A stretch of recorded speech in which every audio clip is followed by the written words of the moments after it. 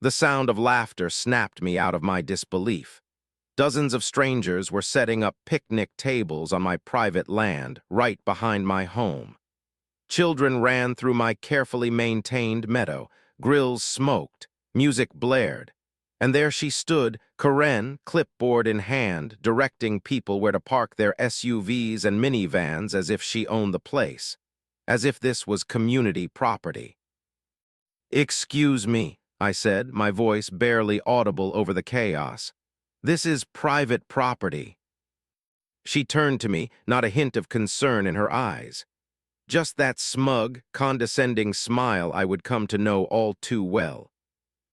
"Oh, don't be so territorial," she said, waving me off like I was nothing. "The HOA voted. This is community space now." I felt the blood drain from my face as she turned her back on me, continuing to orchestrate her invasion. She did not know whose land she was standing on. She did not know what lived in the woods just beyond the tree line. She was about to learn that some boundaries are not meant to be crossed. The morning had started so peacefully. I had been looking forward to this Saturday for weeks. No meetings, no calls, just me, a cup of coffee, and the 20 acres of pristine woodland and meadow that I called home. I had moved here specifically for the privacy and quiet. The property backed up to a small subdivision, but my land was clearly marked, clearly fenced, and clearly mine. I had just settled onto my back porch with my second cup of coffee when I heard it. Engines. Multiple engines, followed by doors slamming and voices. Many voices. I set my mug down and walked to the edge of my yard, peering through the trees toward the meadow that made up the back 5 acres of my property. What I saw made my stomach drop. A line of vehicles, minivans, SUVs, pickup trucks had parked along my fence line. Dozens of people were streaming through my gate, which had somehow been unlocked. They carried folding tables, coolers, lawn chairs, and grills. Children chased each other across my meadow. Someone was setting up a volleyball net. I blinked hard, wondering if I was hallucinating. This could not be happening, not on my clearly marked private property. I quickly pulled on my boots and hiked down the path toward the meadow. As I got closer, I could hear music playing from portable speakers. The smell of charcoal filled the air. It looked like a full-scale community event, and it was happening on my land without my knowledge or permission. That was when I spotted her. A woman in her 50s with highlighted blonde hair cut into the distinctive angled bob that has become synonymous with her type. She wore pressed khaki pants and a pastel cardigan despite the warm weather. A clipboard was clutched in her manicured hands, and she moved through the crowd with authority, directing people where to set up. "Excuse me," I called out, approaching her. "What is going on here?" She turned, looking me up and down with barely concealed disdain. Her name badge read, Karen Williams, HOA President. "It is our quarterly neighborhood picnic," she said, as if that explained everything. "You must be the hermit who owns the cabin up there." She gestured vaguely toward my house.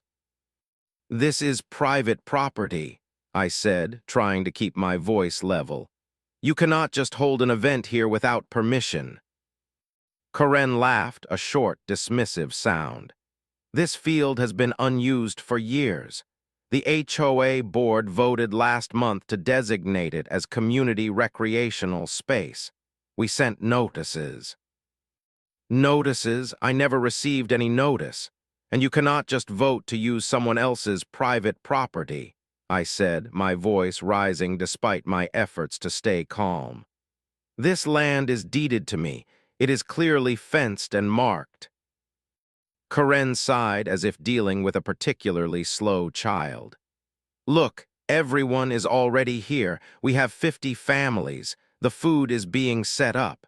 You are more than welcome to join us, but do not try to be difficult about this. The community has spoken." "The community does not get to speak for my private property," I insisted. You need to pack up and leave, now. Karen's pleasant mask slipped for just a moment, revealing something cold and calculating beneath. She stepped closer to me, lowering her voice. Listen, we have been dealing with your eyesore of a property for years. Unkempt. Wild. The board has received numerous complaints about potential dangers. If you want to fight the will of the entire neighborhood, go ahead, but I would not recommend it. With that, she turned away from me, raising her voice again. Everyone, please continue setting up. The grilling contest starts in 30 minutes. I stood there, stunned into silence. This was not a misunderstanding. This was a calculated takeover. Karen and her HOA cronies had deliberately targeted my land, assuming I would be too intimidated to fight back against the collective force of the neighborhood. As I walked back toward my house, fury building with each step, I could hear the laughter and conversation behind me. My peaceful Saturday had been shattered, but this was far from over. If Karen thought she could bully me off my own property, she had severely underestimated who she was dealing with and what lived on my land. I reached my house and slammed the door behind me, already forming a plan. Karen had no idea what she had just started, but she was about to find out. I spent 10 minutes in my office, digging through my filing cabinet until I found what I was looking for. The official property deed, boundary survey, and land records that clearly showed my ownership of every inch of the 20 acres, including the meadow currently being trampled by Karen and her HOA minions. I also grabbed my phone to document everything. As I walked back down to the meadow, I recorded video of the dozens of trespassers, the parked cars, and the makeshift picnic area they had set up. I captured footage of children playing near the edge of the woods, dangerously close to areas they should never enter. This was not just trespassing, this was reckless. Karen was standing near a table loaded with casserole dishes, checking items off on her clipboard. Several other adults, likely fellow HOA board members, stood around her, laughing and sipping drinks from plastic cups. Karen, I said, approaching the group, I need to speak with you. She looked up, that same condescending smile fixed on her face. Have you decided to join the fun after all? No, I have brought proof that this land belongs to me, I said, holding up the documents. This is the property deed and boundary survey. As you can see, this meadow and the woods beyond are legally my private property. You and your guests are trespassing. Karen did not even glance at the papers in my hand. Instead, she sighed dramatically and turned to her companions. Do you see what we have to deal with? So territorial, so unwilling to be part of a community. Did you not hear me? I asked, my voice rising. These are legal documents proving that you are trespassing. You could be arrested for this. One of the men in the group, a balding fellow with a red face that suggested hypertension and too many beers, stepped forward. Look, buddy, the board voted on this. We need green space for community events. Your unused field is perfect. No need to be unneighborly about it. Unneighborly, I repeated, disbelief making my voice crack. You are literally on my property without permission after breaking through a locked gate. How is that neighborly? The gate was not locked, Karen said quickly. It was open, public access. That is a lie, I said flatly. I check my gates every evening. It was locked with a chain and padlock. Someone cut it. Karen waved a hand dismissively. Now you are just being paranoid.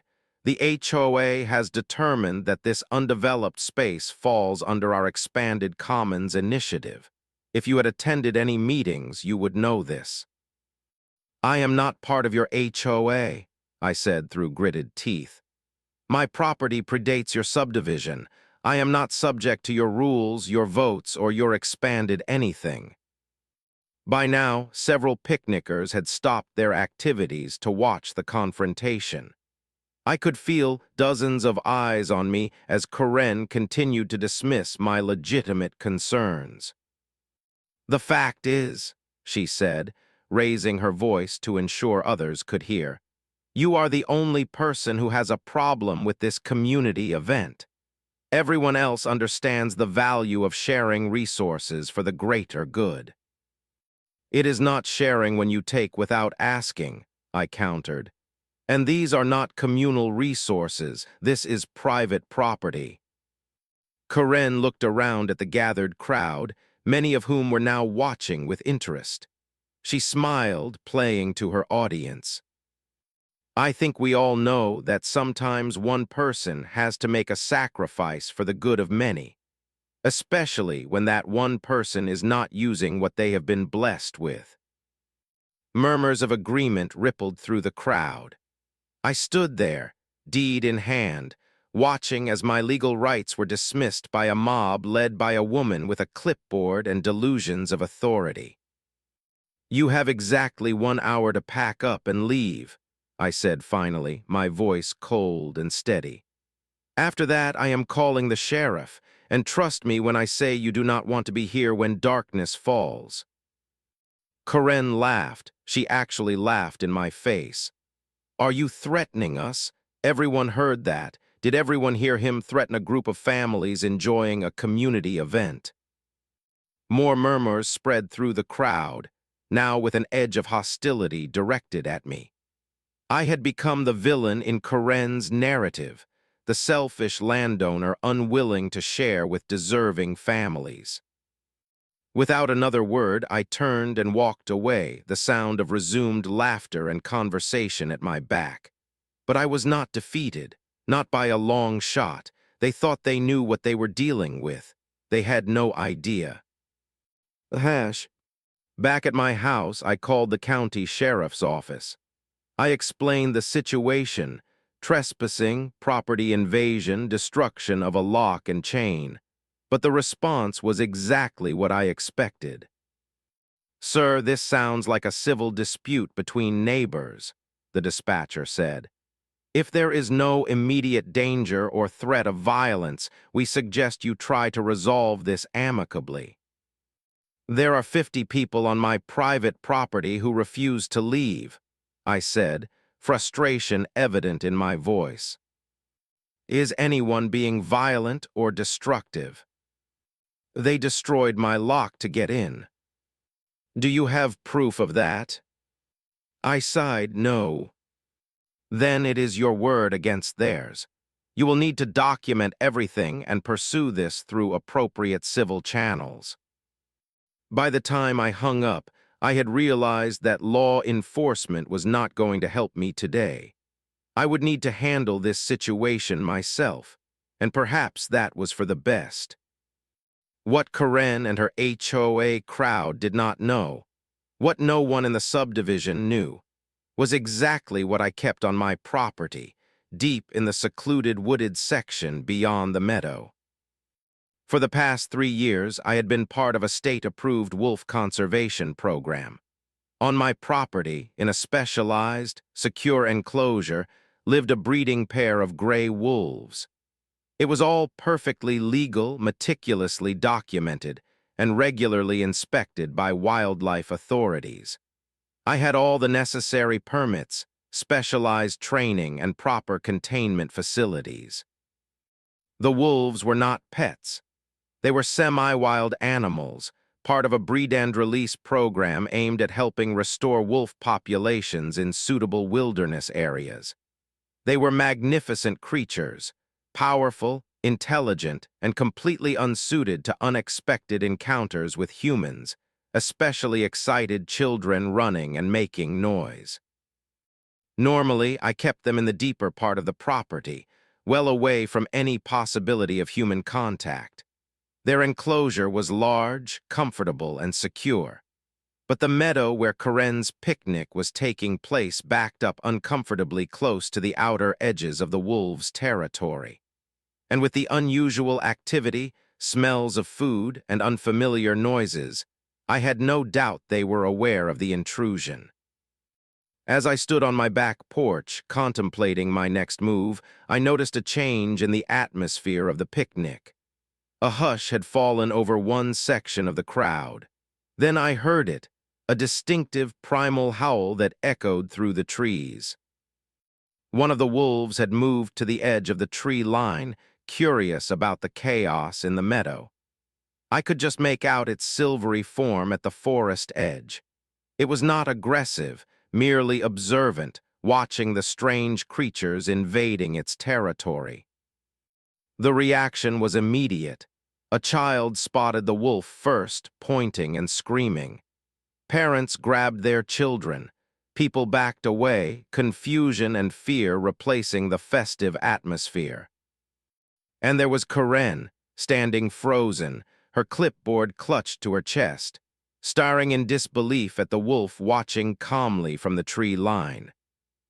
I made my way down to the meadow, moving unhurriedly. By the time I arrived, panic was spreading through the picnic. People were grabbing their belongings, calling for their children, pointing toward the woods. "Is that a wolf?" Karen demanded when she saw me, her voice high and tight with fear. "Is that an actual wolf?" "Yes," I said simply. "That is one of my wolves. They live here, on my property." "That is impossible," she sputtered. "You cannot have wolves. That is dangerous, illegal." "Actually, it is completely legal," I said calmly. "I am part of a state conservation program, all properly permitted and documented." The wolf had retreated back into the shadows of the forest, but the damage was done. The picnic was dissolving into chaos. Parents rushed to collect their children. Food was abandoned. The volleyball net stood forgotten. "You deliberately endangered children," Karen accused, her face flushed with anger and fear. "You let dangerous wild animals roam free where families are gathered." "I did not let them roam free," I corrected. "They are in a secure enclosure on private property, property that you and your HOA decided to invade without permission. I tried to warn you. You chose not to listen." For once, Karen seemed at a loss for words. The wolf had accomplished what my deed and legal arguments could not. The picnic was over, and the real battle was just beginning. The aftermath of the wolf sighting spread through the subdivision like wildfire. By Sunday morning, my phone was ringing with calls from concerned neighbors I had never even met. Texts arrived from numbers I did not recognize. Each message carried the same underlying theme: the wolves had to go. I ignored them all. I was within my legal rights. The wolves were properly contained, properly permitted, and properly managed. But I knew Karen would not let this rest, and I was right. Monday evening, flyers appeared on every door in the subdivision. Emergency HOA meeting, dangerous wildlife threat, attendance mandatory. I was not technically part of the HOA, but I decided to attend anyway. I needed to hear what they were planning. I spent Tuesday gathering my documentation, permits from the Department of Natural Resources, inspection reports, certification of my specialized training, approval documents from the State Conservation Office, and photographs of the secure enclosure. I would be prepared. When I arrived at the community center Wednesday evening, the room was packed. Hushed conversations stopped as I entered. All eyes turned to me. The tension was thick enough to cut with a knife. Karen stood at the front of the room next to a hastily made poster showing a snarling wolf. Not my wolves, just a stock photo that looked menacing. The manipulation was obvious and intentional. "Thank you all for coming," she began, not acknowledging my presence. "As you know, we have a serious situation in our community. Dangerous predators have been introduced without warning or community input. Murmurs rippled through the crowd. I noticed several parents clutching their children closer, as if I had brought the wolves with me to the meeting. Last Saturday, during our community picnic, children were exposed to wild wolves roaming freely. Karen continued, her voice trembling with manufactured emotion. It is only by the grace of God that no one was attacked or killed. That is completely false, I said, loud enough to be heard. All heads turned toward me. The wolves are not free roaming. They are in a secure, inspected enclosure on private property that your picnic was trespassing on. Karen's eyes narrowed. The community has decided that area is shared green space, and regardless, no dangerous animals should be kept near families and children. I walked to the front of the room, setting my binder of documentation on the table. I am part of a state-approved conservation program. Everything is legal, inspected, and secure. If anyone had actually been in danger, do you think I would have calmly walked down to the meadow? We only have your word for that, said a man I recognized from the picnic. Those things could escape at any time. No, you do not just have my word, I replied, opening my binder. You have the word of the Department of Natural Resources, state wildlife officials, and conservation experts, all of whom regularly inspect my facility and have certified it as exceeding safety requirements. I held up the permits and inspection records. Anyone who wants to see these documents is welcome to review them. Karen intervened quickly. The point is not whether he has some paperwork. The point is that our children are not safe with wild predators nearby, and that field was supposed to be our community space. That field is my private property, I said firmly. It always has been. No vote by your HOA changes that legal fact. Karen turned to address the crowd, ignoring me. The board has drafted an emergency resolution. We propose to legally reclassify the disputed land as communal green space through adverse possession laws, and to file a formal complaint with county animal control regarding the dangerous animal situation. My blood ran cold. Adverse possession. They were planning to try to take my land legally by claiming they had been using it openly for an extended period. It was a bogus claim. Saturday was the first time they had ever set foot on my property. But the mere fact they were considering this route told me how far Karen was willing to go. As the meeting devolved into heated arguments and frightened speculation, I quietly took pictures of Karen's presentation and recorded audio of her false claims about roaming wolves and community land. Each word she spoke was another piece of evidence in what was rapidly becoming a legal case. Karen had transformed a simple trespassing issue into an all-out war for my property and a threat to the wolves I was legally protecting. She had no idea what she had started, but she was about to find out. The next morning, I called a lawyer. Not just any lawyer, but Marion Hendricks, one of the top real estate and property rights attorneys in the state.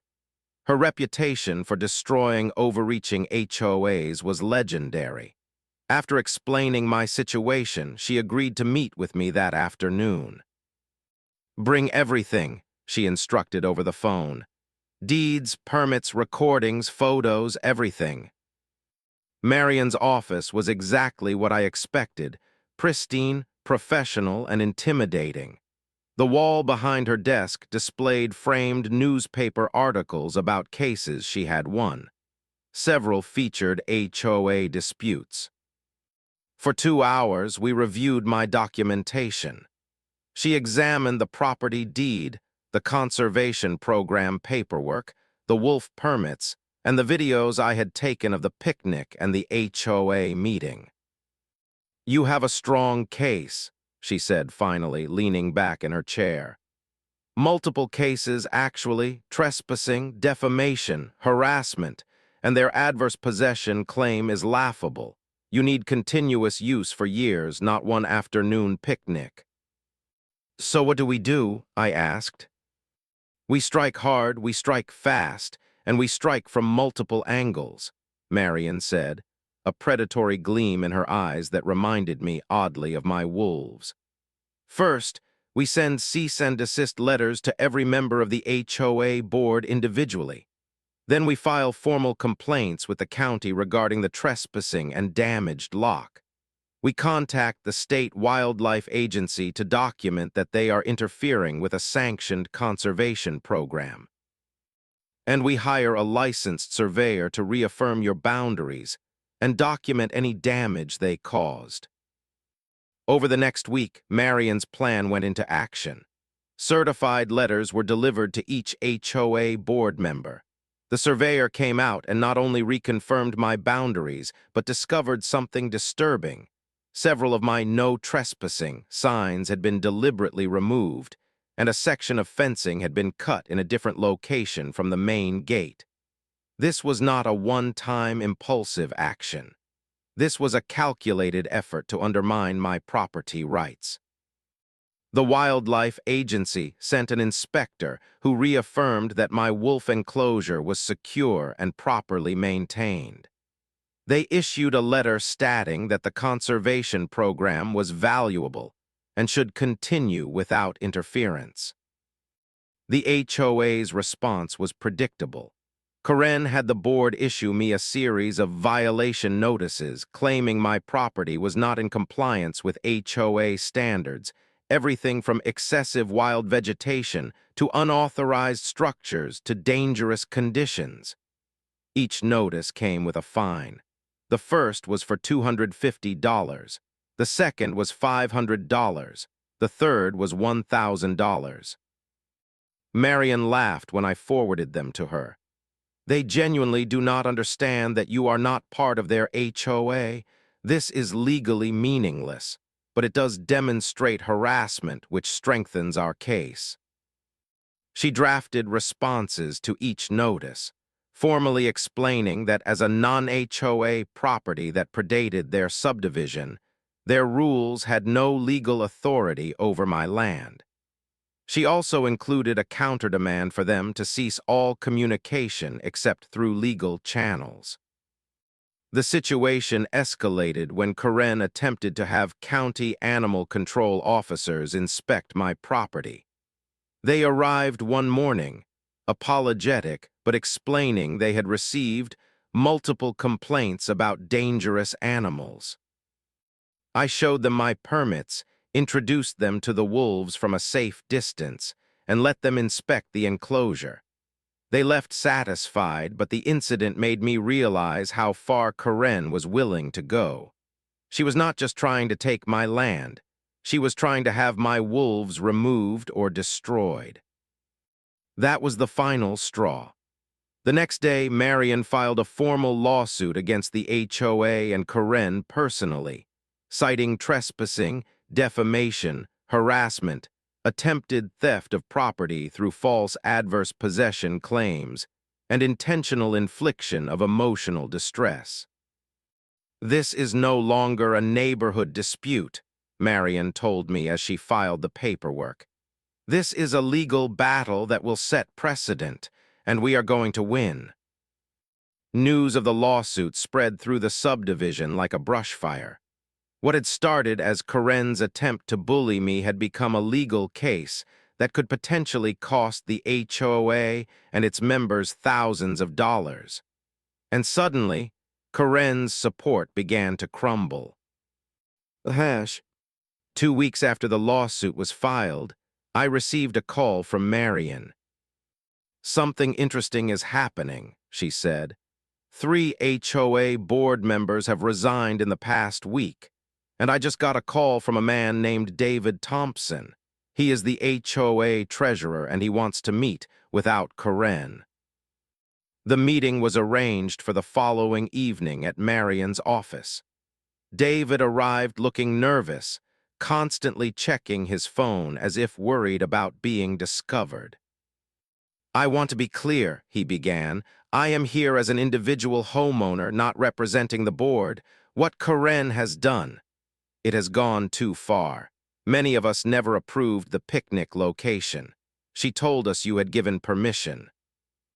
David explained that Karen had been misleading the board for months.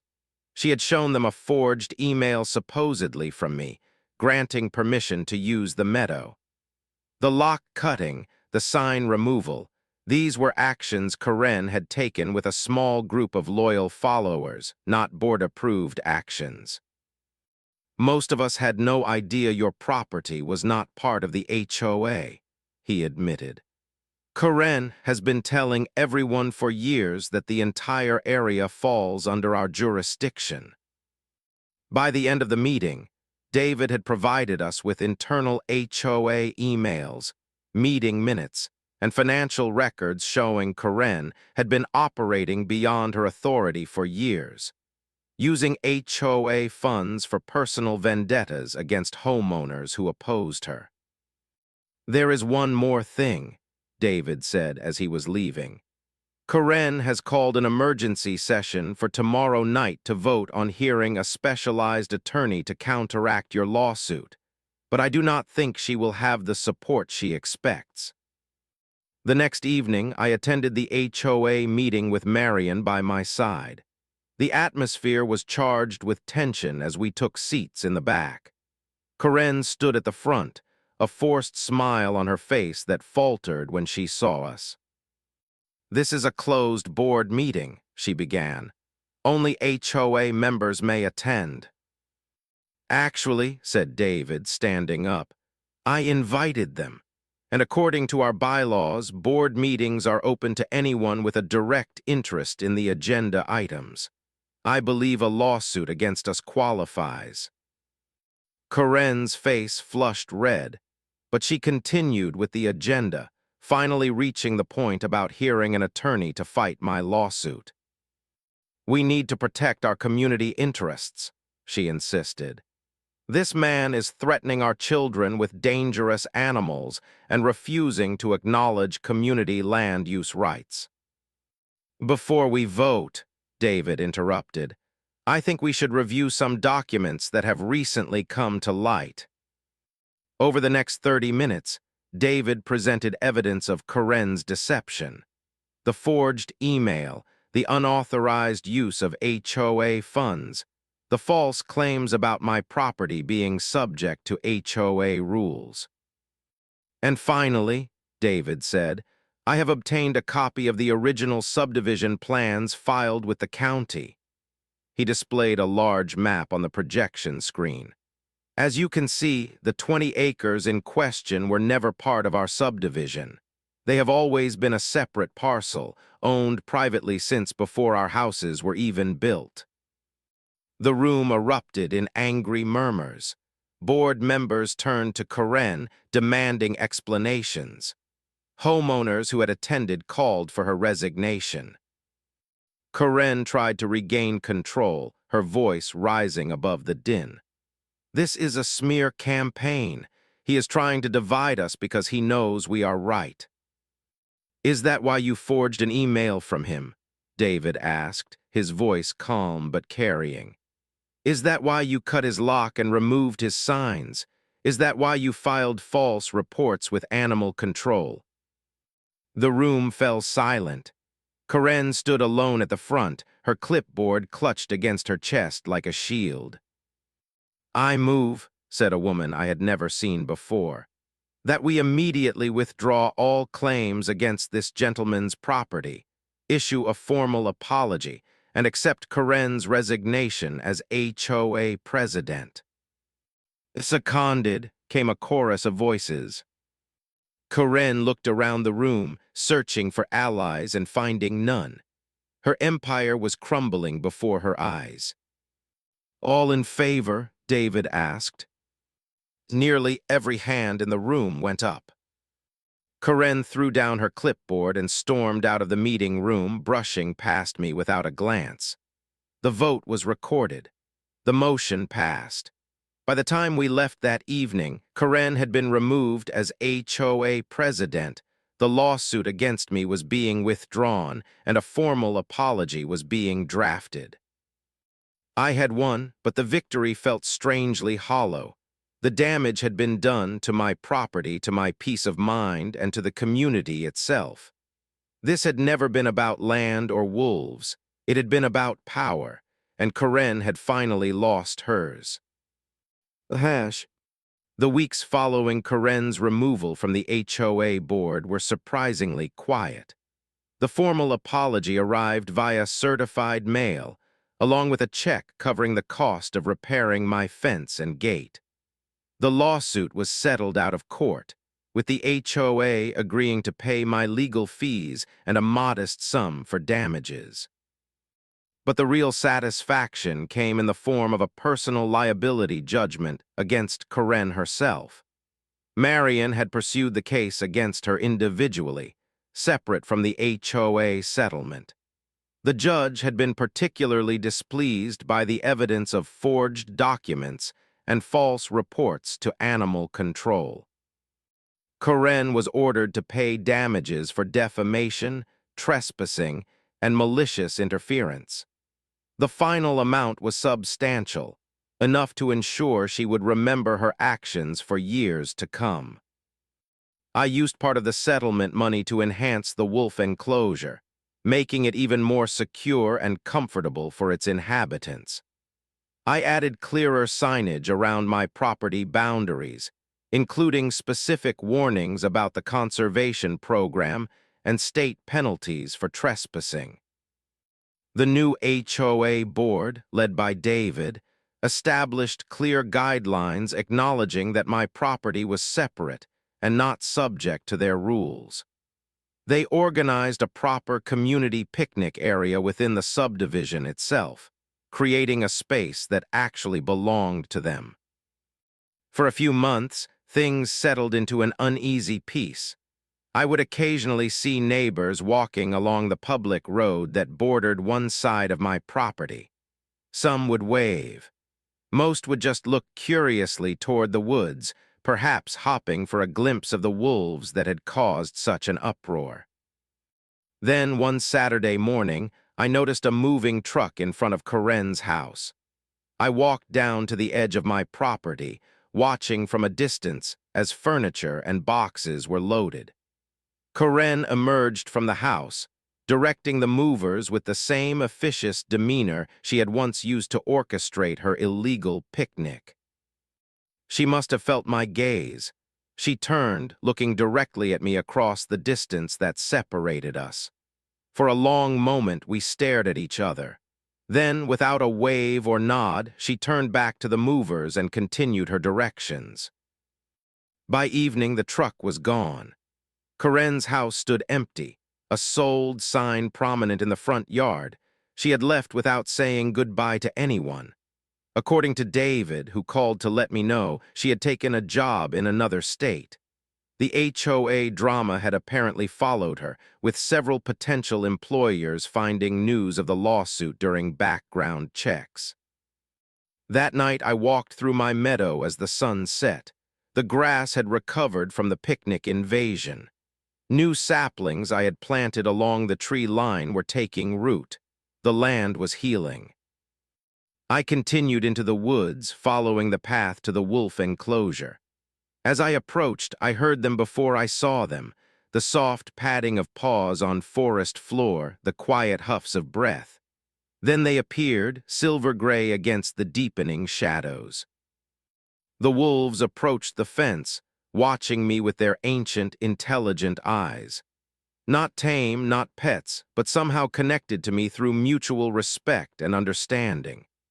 I spoke to them softly, as I always did, telling them about the day, about Karen's departure, about the peace that had returned to our shared land. They listened, as they always did, with that intense focus that made me feel truly heard in a way human conversations rarely achieved. When I finished speaking, the female wolf threw back her head and howled, a long, haunting sound that echoed through the darkening forest.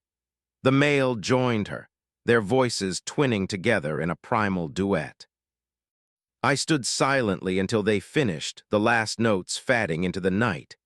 Then I turned and walked back through my woods across my meadow to my home, my land, my rules. In the distance, I could see the lights of the subdivision. New people would move into Karen's house. Life would go on. But one thing had been established beyond doubt. The boundaries of my property were now respected. The wolves and I would continue our quiet existence, undisturbed by those who thought they could take what was not theirs. As I reached my back porch, I heard the wolves howl once more, a reminder to anyone listening that some territories are well defended and some boundaries should never be crossed.